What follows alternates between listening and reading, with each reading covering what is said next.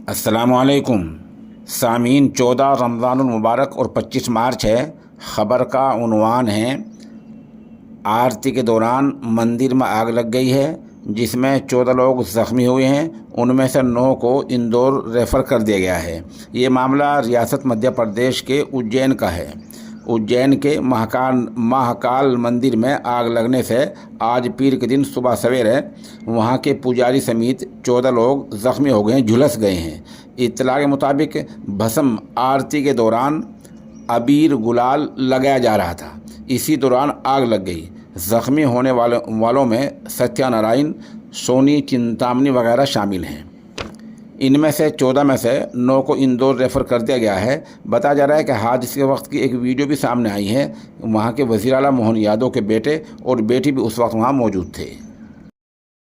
सामीन, ये माजून है ताकत का ख़जाना। इसका नाम है फर्स्ट नाइट। कीमत है 3000 रुपये। चाहिए तो हमारे नंबर 96 27 70 90 14 से रब्ता किया जा सकता है।